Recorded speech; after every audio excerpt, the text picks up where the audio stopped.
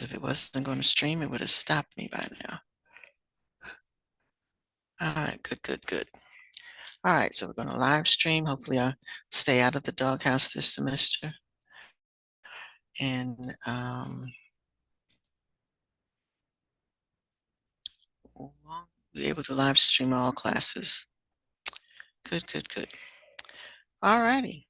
Got one person who said nothing but play games. Yes, I did a lot of that too. I was away. One of my goals was to ride a horse. Well, I didn't ride the horse, but I did go to a horse ranch. I fed a horse, but I didn't ride a horse.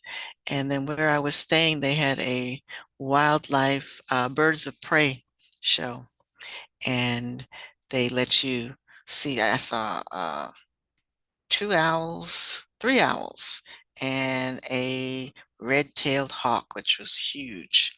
So those were kind of fascinating to see. So I had a very environmental kind of trip, not intending, but just all of the activities that popped up at the place where I was staying happened to be environmental.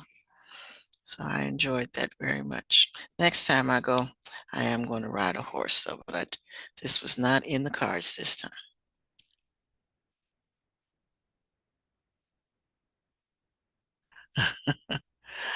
All righty. Still have folks coming in. Still have... All right. 3 days at Disney. I told my children I'm going to make a photo book because they don't believe how many times they've been to Disney. I haven't been to Disney in a couple of years, but there used to be a Christmas thing that we did all the time. But all righty. Like I said, looks like almost everybody's in, so we can go ahead. So if you log into Canvas, like I said, we are starting basically a brand new stream of thought this semester. We're going to be looking at all of the topics that we're going to cover for the next couple of months will be the human impact. So we learned about the environment, we learned about food chains and food webs and what the environment is consisting of. But now we're going to focus on what is our effect on the environment. So the first unit that we're looking at is human impact on land, and we're going to go through different categories of human impact on. And then at the end of the year, we're going to have a little project where we look at how, I want you to think about being a global citizen and how you can improve your impact on the environment. So if you would take a few minutes and log into Canvas and look for, let me make sure it is published. That would be a good thing. I think I published it. Let me look at it. Excuse me.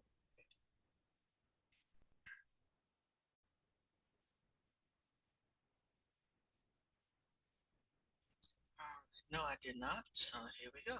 Published. Here we go. Publish everything.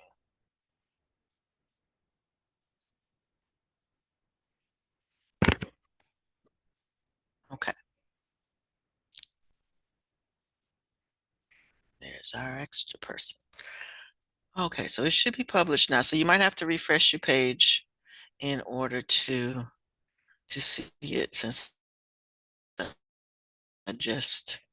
thought I had published it, but view as a student. There we go. All right, so if everybody would log into that, and we're going to look at just his introductory video. And then the first one we're going to look at, there are some issues with land, how we affect the land. So we're going to look at land pollution first. So I have a short video on that, and then a short video on agriculture in Georgia. So that's what we're going to look at today. So again, as always, make sure that you look at your vocabulary, And as we go through, and as you see, it's not a long unit. So as we go through, these are the topics that we're going to, it's not long, but we are going to spread it out a little bit because we do have a little project for you to look at taking some of these topics: deforestation, green revolution, and anthropogenic. That's a lovely word. We're going to look at how we incorporate those. Okay. All right. So let's look at this one first. I think everybody's in.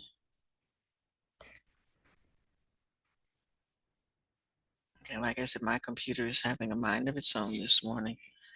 So whether it wants to work or At this point, people have been studying the impacts that humans have had on the world around us for a solid 50 years, and while it's hard to get a handle on exactly how the choices we make every day affect the environment, there's no question that our lifestyles, our cars, our need for more farmland, and our love of all kinds of plastic stuff are putting the hurt on ecosystems all over the world. Human activity all by itself, just people doing what they do, could be responsible for the extinction of nearly 1,000 plant and animal species to date, most of them over the last century. And even if you don't particularly care about the Barbary lion or the St. Helena olive or the passenger pigeon or anything else we've driven into extinction, the thing is, we need these other organisms. The ecosystems of the world are working very hard for us every day, filtering water, sucking carbon dioxide out of the air, producing all the food we eat, all very important ecosystem services. Benefits that the natural world provides us for free. So having ecosystems and keeping them intact is important, not only for the organisms who live in them, but also for us, the animals who rely on them for thousands and thousands of things that we could never do for ourselves. Over the next 2 episodes, we're going to look at these systems and how our... Okay. And when they take clips from all of these, so he's going to pop up a couple of times. But in general, what again we're going to look at is just as we do what we do, and we've become accustomed to doing so many things without thinking about it, but we want you to think about what effect does our lifestyle have on the environment. So that's what we're going to be looking at today. All right, so what I want to do is find that video that I have already placed in your playlist.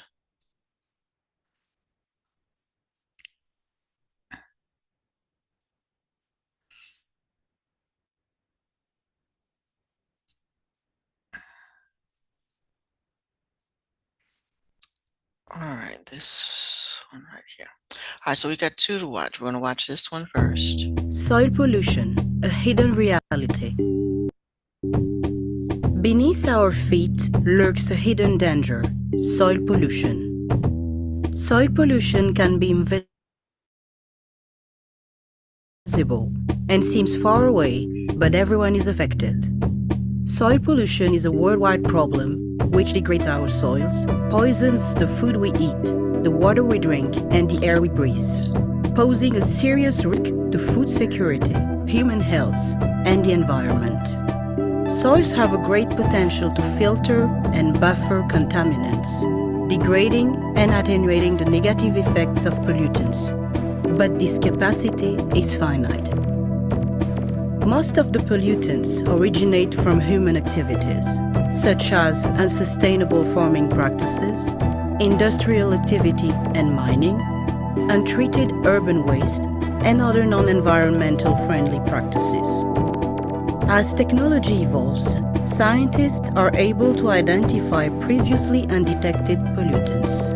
But at the same time, these technological improvements lead to new contaminants being released into the environment. The Sustainable Development Goals 2, 3, 12, and 15 have targets which command direct consideration of soil resources, especially soil pollution and degradation, in relation to food security. The consensus achieved on the Declaration on Soil Pollution during the last UN Environment Assembly is a clear sign of global determination to tackle pollution and its causes. It is time to uncover this threatening reality. Combating soil pollution requires us to join forces and turn determination into action. It is the time to fight soil pollution. Be the solution to soil pollution. All right, catchy little phrase. All right, so that's basically what we're going to talk about with this unit, is that land and soil are real important. And I'm going to pause this because that is our next video. Soil and land are very, very important for us. It leads to where we get all our food from, either the growing of crops or the feeding of cattle. Our food supply is very, very much affected by how we take care of the land. And so there are several aspects, like as the list I was showing you earlier. Deforestation, we clear the land and then nothing is growing there. We destroy it so much that nothing can grow. Pollution, the different chemicals that we spill on the land, it also either made the land unsuitable for growing crops or unsuitable for feeding cattle, or it creates defects. So that's what we're going to look at. And this one that you're going to look at now just lets you know how important Georgia is in the agricultural field. So this one is just extra information, since we are in Georgia.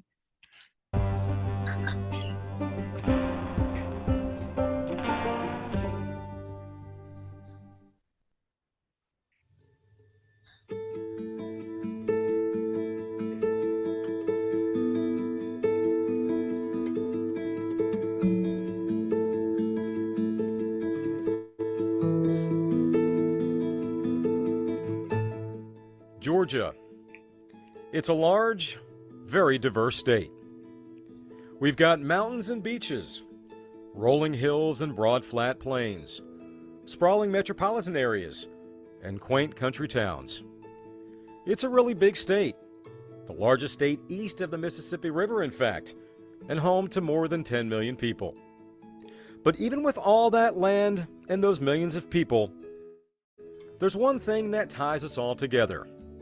We all need food, clothing, and shelter.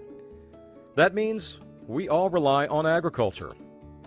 It's a good thing then that agriculture is Georgia's #1 industry. It might be hard to believe, but we have almost 10 million acres of land in Georgia devoted to agriculture. An acre is about the size of a football field. So there are nearly 10 million football fields of farmland across the state. To put it another way, 25% of all the land in Georgia is dedicated to some type of agriculture. Just how important is the agriculture industry to our state? It provides more than $73 billion to the state's economy, and 1 out of 7 Georgians work in an agriculture-related job. How did Georgia become such an agricultural powerhouse? A lot of the credit goes to our geography. Georgia has a relatively mild climate along with ample rainfall and water resources. The variations in our topography allow for virtually any type of crop to grow well somewhere in our state. Georgia is divided into 5 land areas. The Appalachian Plateau, Valley and Ridge, and Blue Ridge regions are found in extreme North Georgia and are comprised of Georgia's mountains. The Piedmont region lies between the mountains and the fall line. The fall line is a geological boundary about 20 miles wide that runs across Georgia northeastward from Columbus to Augusta. Below the fall line is the upper and lower coastal plain, the largest region in Georgia. The higher elevations in the northern part of Georgia mean shorter growing seasons. The hilly terrain not suitable for large acreages of field crops, but is ideal for apples, award-winning wineries, and poultry production.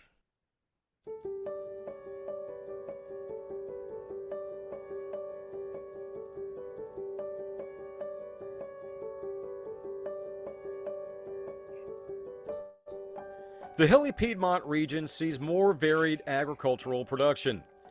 This part of the state is home to broilers, breeders, and table eggs, beef cattle producers, dairy farms, hay producers, fruit trees, and greenhouses and nurseries. In the upper and lower coastal plains, agriculture is the dominant industry. Farmers can take advantage of the flat land and warmer climate to grow larger acreage row crops. Top commodities in the coastal plain include peanuts, cotton, Vidalia onions, watermelon, peaches, bell peppers, sweet corn and other fruits and vegetables, pecans, blueberries, and strawberries. More than 65% of Georgia's land area is covered in forest land, but the forestry industry is especially dominant in the lower coastal plain. You can find farmers raising animals all across the state, like beef and dairy cattle, poultry, horses, hogs, and goats. Much of what is grown in Georgia is also processed here. These agribusinesses provide jobs and pump even more money into the state's economy. As mentioned earlier, agriculture is the largest industry in the state, and almost half of Georgia's manufacturing jobs are agribusiness related. From apples to zucchini, you can buy Georgia-grown and processed commodities at a local grocery store and farmers markets. The popularity of pick-your-own operations is an expanding segment of Georgia agriculture and directly tied to the growth of agritourism in the state. Many of these operations have tours and special events to coincide with harvest seasons. Georgia is the nation's top producer of peanuts, pecans, broilers, and spring onions. We were also at or near the top when it comes to cotton, watermelon, peaches, eggs, blueberries, and a variety of fruits and vegetables. Our farmers produce nearly half of all peanuts and about 1/3 of all pecans grown in the U.S. And we grow enough cotton each year to make 500 million pair of blue jeans, or more than 2 billion men's t-shirts. So as you can see, agriculture is deeply rooted in Georgia. It's the economic engine, the caretaker and protector of the environment, and a major contributor to society. Agriculture keeps Georgia growing.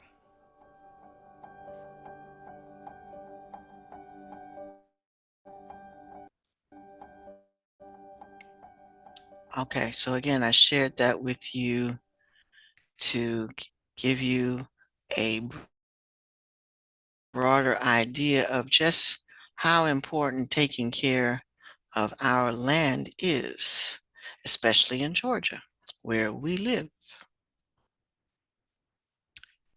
All right.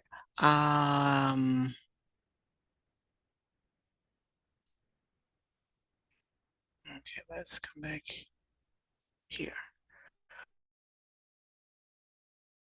All right, so what I want you to do is to take a look at this page on land pollution for a few minutes. I'm going to stop sharing so I can do attendance, and then I will come back and talk about this. And I have a little challenge for you. So again, I'm going to stop sharing, do attendance, and everybody should be on this page. Stop, stop, stop, stop, stop.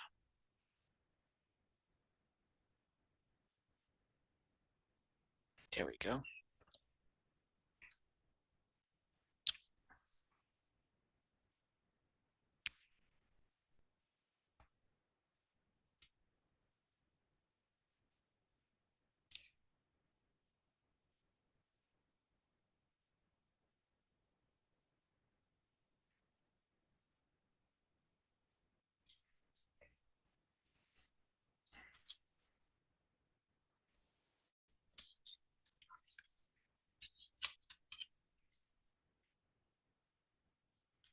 All right, so again, everybody should be on land pollution.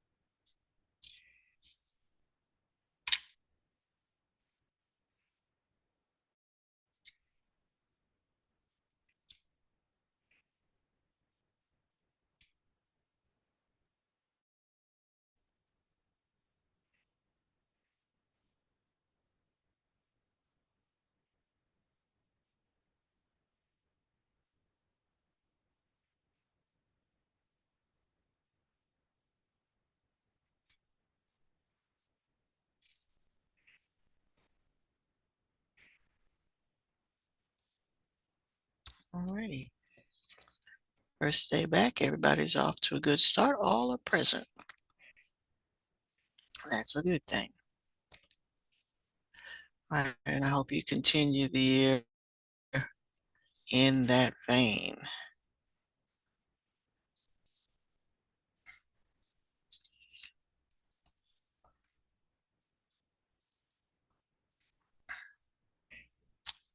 Okay.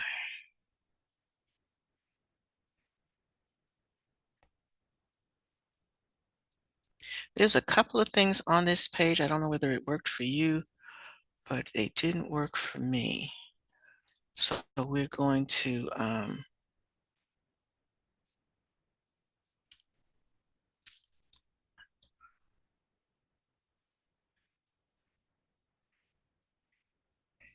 share, see if they're, and you could tell me whether it's working for you. It's not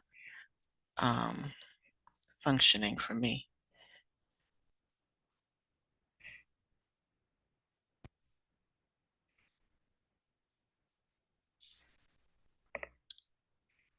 Okay. So we have our definition of land. As always, you have to know the definition of everything. Come on.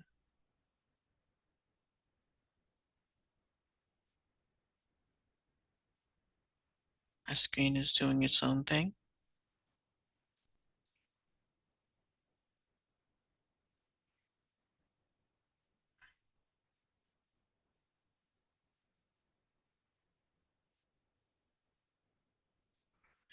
Okay, we are. All right, so we're looking at this page on land pollution. First thing we need to know, again, is the definition of land pollution. Come back up here. Land pollution is the destruction of the Earth's surface as a result of human activity and the misuse of land resources. Pollution can occur when waste is not disposed of correctly, the land is not used correctly, or we deplete resources that lead to the destruction of the surface. So in a nutshell, that is everything that will hinder productivity on the land. So we want and again, our objective is to have a sustainable environment. You all are young, and we want the planet to still be functional for you when you get older and you have children and you want it functional for them. So we don't want to just start doing stuff that so badly destroys the land again that it's not going to be able to produce food. It's not going to produce area for just trees and crops to grow that create. Georgia's a very, very beautiful state. There are places that are just desert and there's nothing to, in the West, they don't even have grass on their lawn. They have rock gardens and things. So in order to preserve all of that beauty, we need to consider what things are we doing in our daily life that we sometimes don't even think about that destroy the land. All right, let's see what Mr. Wonderful here has to say. Again, these are all little clippets of one big. I think we should do this one outside. This is better. This is beautiful. It's just, oh, God, of course, except for this litter is a kind of pollution, but like barely, like I would rather it not be here. It makes me kind of angry and it makes nature less pretty, but environmentally, there's a pretty low chance that this can, or even a million more like it, is going to have a significant negative impact on an ecosystem. The kind of pollution that we really have to worry about is the kind that we don't see, either because it's invisible or because it's being done in places that are way out of the way that we're less likely to encounter. That's by design, of course, because when people actually see the like I said, they cut them off sometimes too short. I'm gonna see if I can find the whole video for that and show the whole thing. Because sometimes the way they put those little clippers, it does make a whole lot of sense. All right, so again, on mine, this is not working. So I don't know what is it working for you, or is it just a me thing? Anybody, somebody jump in and say it's not working. Okay, thank you for shaking your head, Danielle. Okay, and Camille, thank you. Oh, okay, a picture just popped up. I don't know what, but the rest of it is not showing up. So I don't know what that goes with, because there's questions that go with it that you're supposed to answer. And so that's not helpful right there. All right, so let's move on. All right, so some of the words that you are kind of familiar with are the 3 R's: reduce, reuse, recycle. And that's not a new set of words for you, but we are going to be looking at what do we mean by that? Reduce, reuse, recycle. I know in my neighborhood, they encourage recycling. So you actually have a dumpster where you separate, and then it becomes, everything is about money. So it becomes costly to do certain things. So it used to be that you can put your glass bottles in there too, but now they're just interested in cans and plastic. Glass, you got to throw in the garbage, which means it goes in a landfill. So as opposed to going to a center where it can be recycled. Okay, there we go. Like I said, my computer is slow and doing a thing of its own. Okay. So again, we want to look at these words. We want to make sure that we understand what each one means. So to reduce, that means to curb the land pollution limit or stop using non-biodegradable products. Okay, biodegradable, that's a vocabulary words you need to be familiar with. Biodegradable means that it is made up of material that was once a living thing. And if you leave it out on the land, it will disintegrate or break down. Bacteria can attack it and break it down, and it can be returned to the soil. So that's biodegradable. It just can break down by itself. Non-biodegradable means that if we sit it out there on the land, it'll be 100 years and that thing will still be there. Okay, so we want to limit the use of non-biodegradable products, but if we are using them, we want to dispose of them properly. We don't want them, like I said, to be set out to the landfill, because putting it in a landfill, it'll be there past your lifetime. So it's not going anywhere. All right. So some of the things at grocery stores, and they stopped doing it during COVID. So it's something that you need to get back into doing, is the reusable shopping bags. Everybody has those little plastic tote bags that we used to put our groceries in. And then COVID came along and they decided they don't know where you had that bag and that you might have had it in your house and they had germs, so you can't bring it into the store. So they stopped you from bringing reusable bags into the store, but they're allowing you to do it again.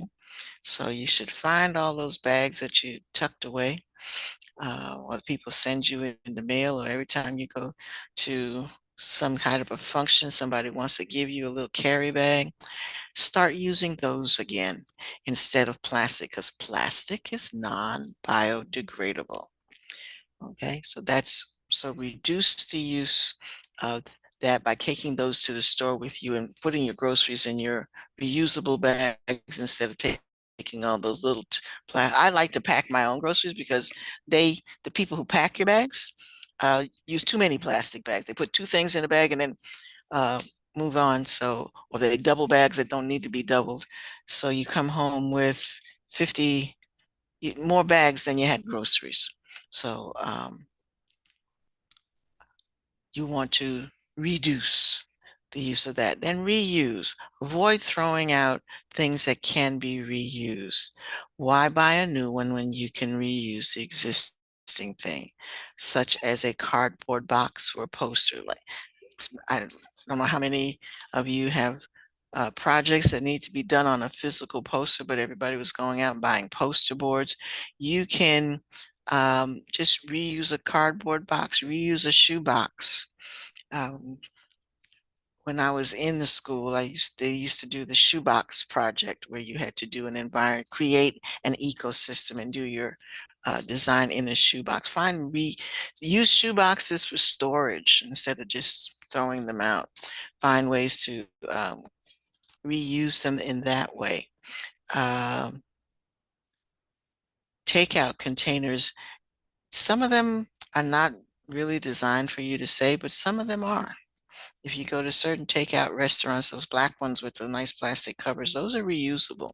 So you can wash those and keep using them for when you cook and you need to store food instead of going out and buying new containers to store food in.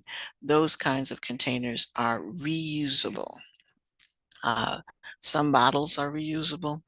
There are still centers that recycle bottles because you can melt glass down and reuse it again. So there are centers that will reuse glass, or you can make plant containers out of them. You know, grow your plants in a bottle. Make terrariums. I'll show you later on how to do a homemade terrarium. And a terrarium is just an ecosystem in a bottle. And because you enclose it, it'll last a long time without you doing anything to it. When I had a classroom, that was one of the first projects we did, is we created a class terrarium. And everybody brought something in. Somebody was bringing worms, somebody brought dirt, somebody brought the pebbles in the soil and things like that, and different plants. And we had spiders in there. We had I'm trying to think of what weird thing we might have had in there. But we did that at the beginning of the school year. And then the project for that was to keep a journal and to watch and to observe what was going on in the terrarium. We never opened it, we didn't touch it. And just to talk about the fact that a terrarium will naturally sustain itself because it's enclosed. And so we looked at why is that? So that's something we'll talk about later on as well. All right, recycle, that's the one that you're most familiar with. Recycling is one of the best things to combat pollution. And not only does it decrease the amount of non-biodegradable material thrown out each year, but it saves space in a landfill. It also lessens the air and water pollution as well. I don't know if you, and that's one of the questions I'm going to ask you in a few minutes, to tell me about your area. If you've ever drove by a landfill, the smell of a landfill is not great. Not great at all, because it's just garbage piled on top of garbage. It creates, some places the methane is being captured and uh, recycled for gas use, but some places it's not. So just the smell of going by a landfill is not great. Secondly, you're taking up land for garbage. So instead of being able to produce something useful with that land space, you now have to keep increasing that land space because there's more people, there's more garbage. And so the landfill just keeps getting bigger and bigger and more full and more full. So we want to reduce the amount of stuff that has to go to a landfill by using things that can be reused or recycled. Okay. All righty.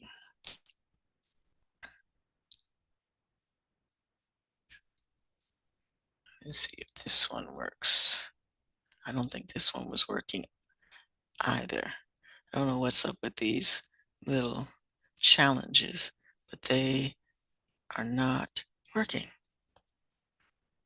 All right, so take a look at these. And what I want you to do is a small little project about Columbus. I want you to think about what facilities that you do have, where's your waste facility?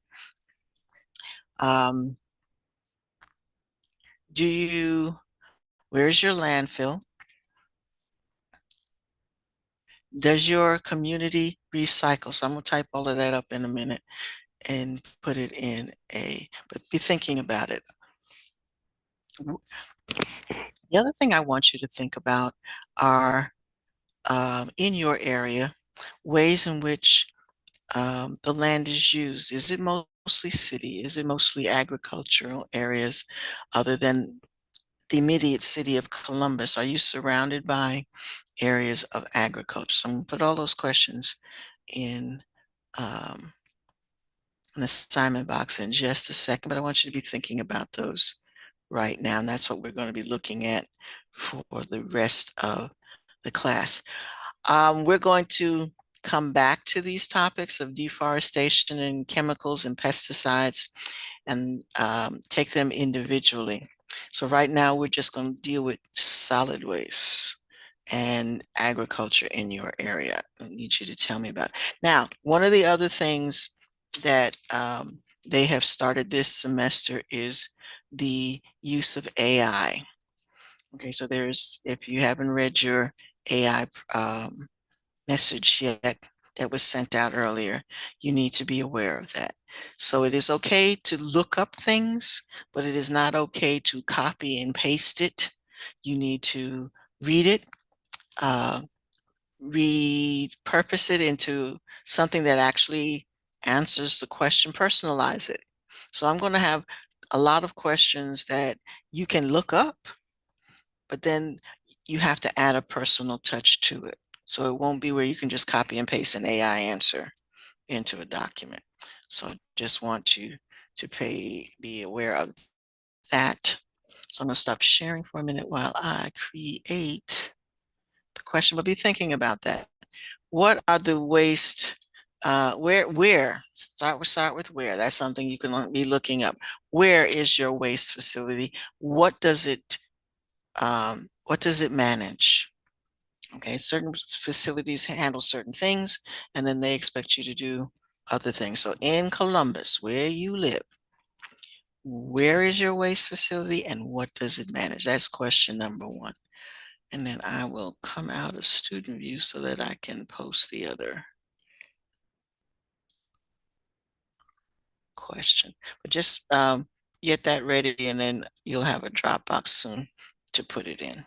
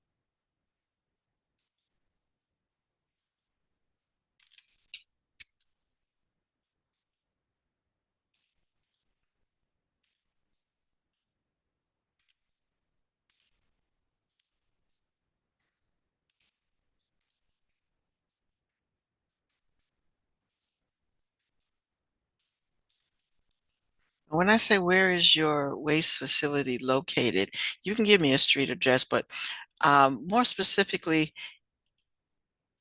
where is it located is in reference to where the populace lives.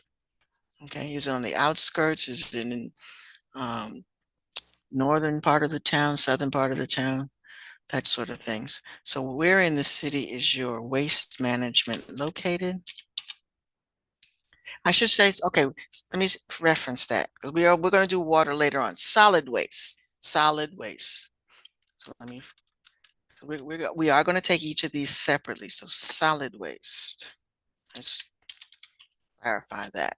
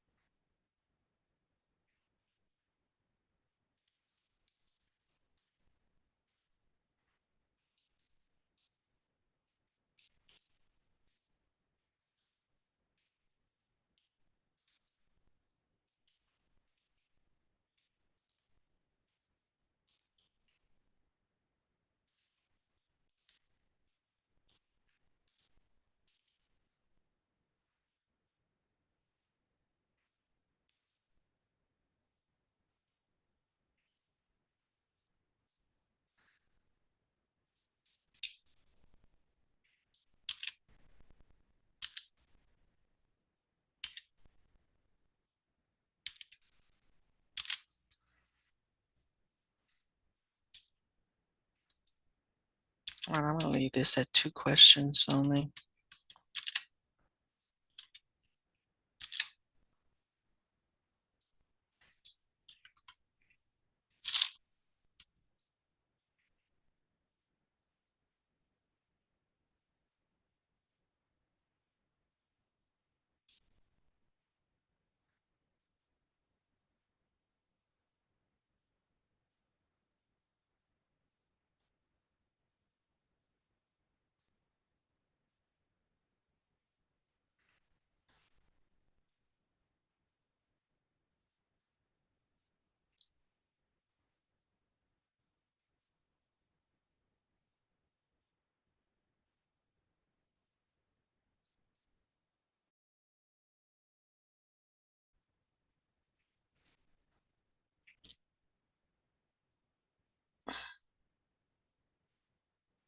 Why am I not seeing a Dropbox on this?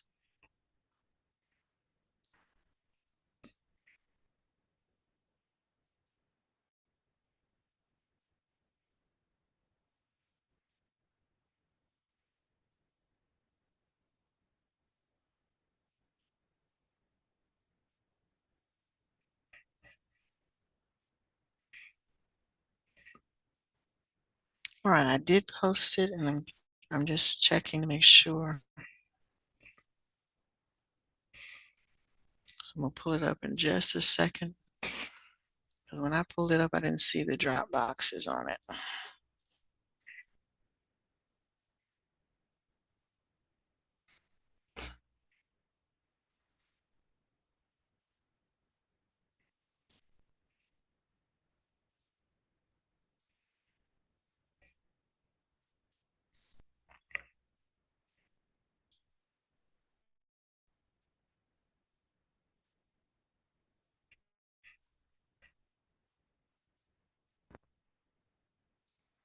All right, so there's 2 questions.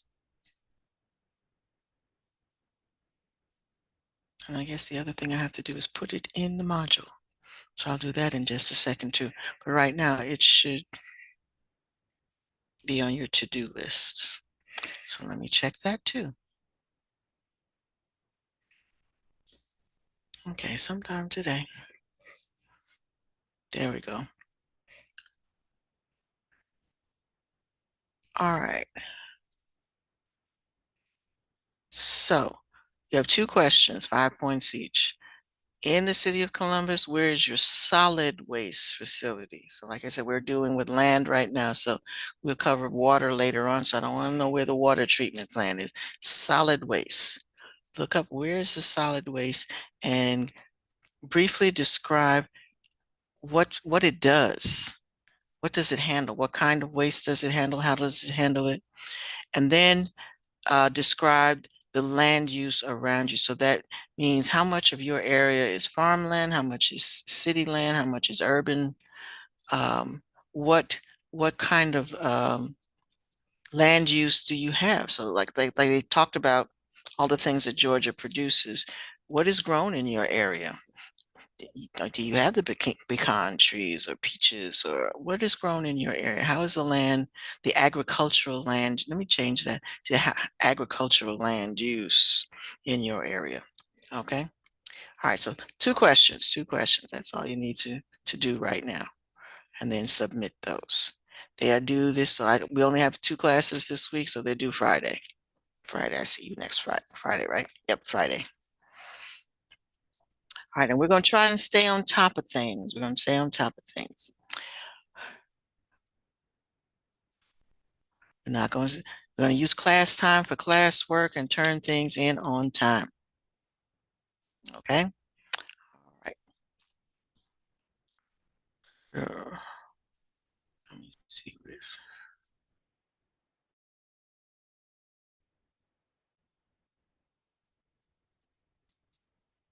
Okay. So there it is on your homepage. And I'm going to insert it in the module in just a minute. Okay. Anybody not able to find it yet?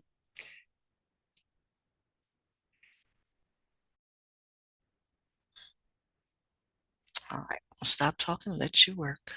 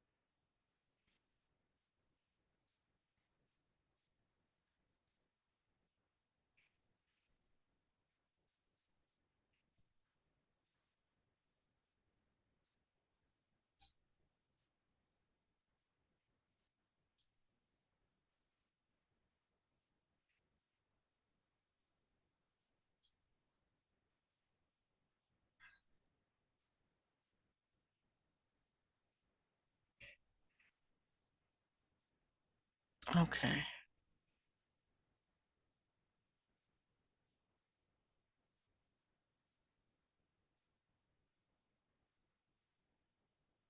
Yes, it should be, Camilla.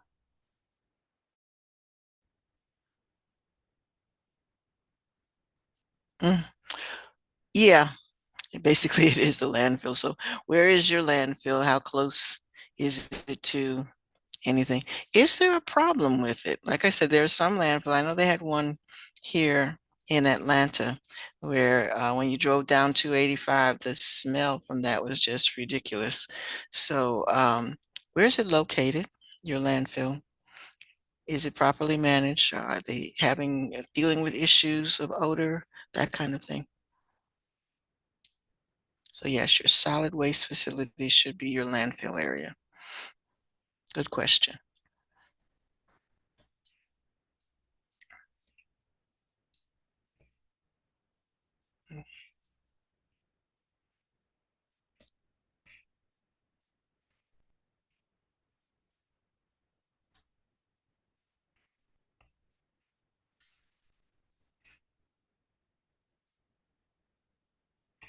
And again, these activities are designed to make the course a little more relatable. This is where you live. These are the topics. We're not just talking about random topics in general.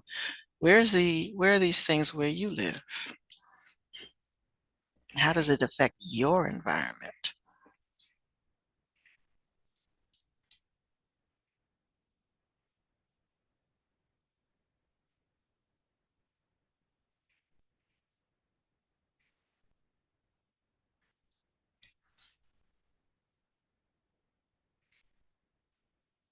Okay, it has been added to the module so it can be found right up underneath land pollution.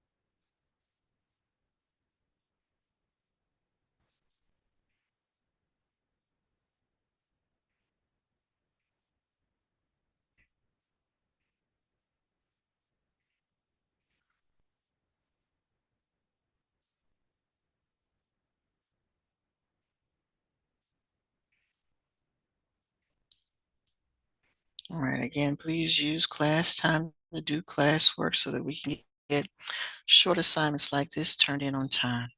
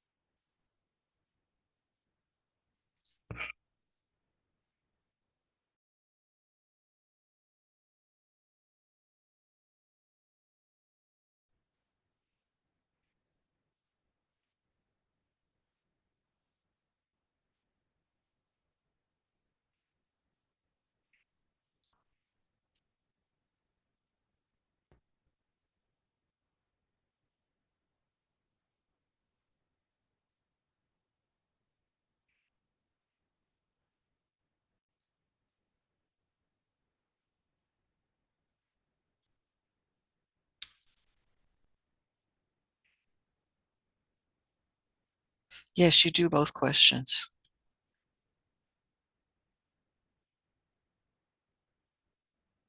Um,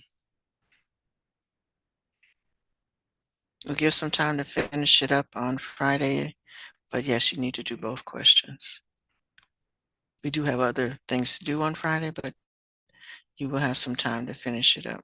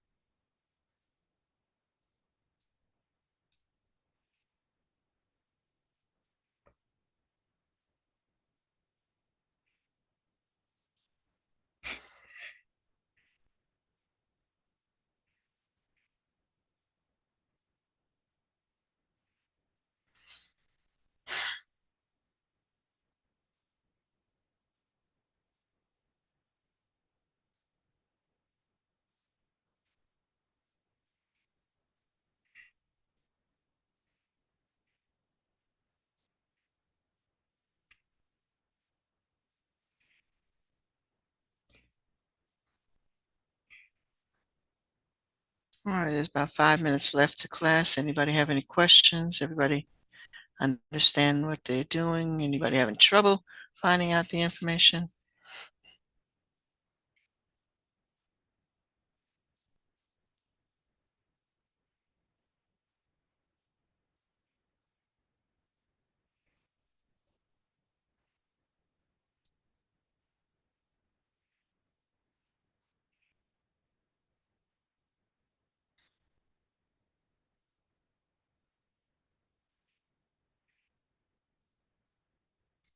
I have an extra credit challenge for you if you are able to get out and about. If you can take a picture and share that next class of your landfill facility, that would be interesting. But that's extra credit, not a requirement.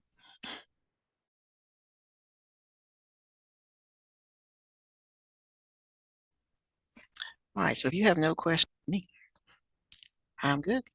You're good. And see Friday.